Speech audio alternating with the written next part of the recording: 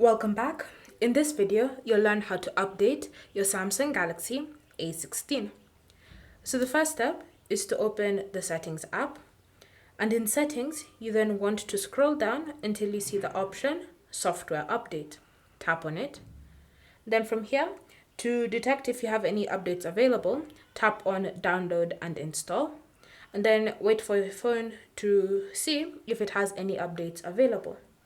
So just wait patiently. And then if you have any updates available, it will start downloading the update immediately.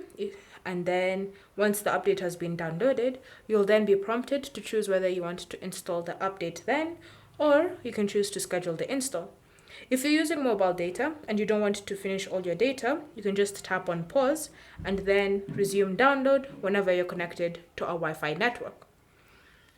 And so that's how you can update your A16.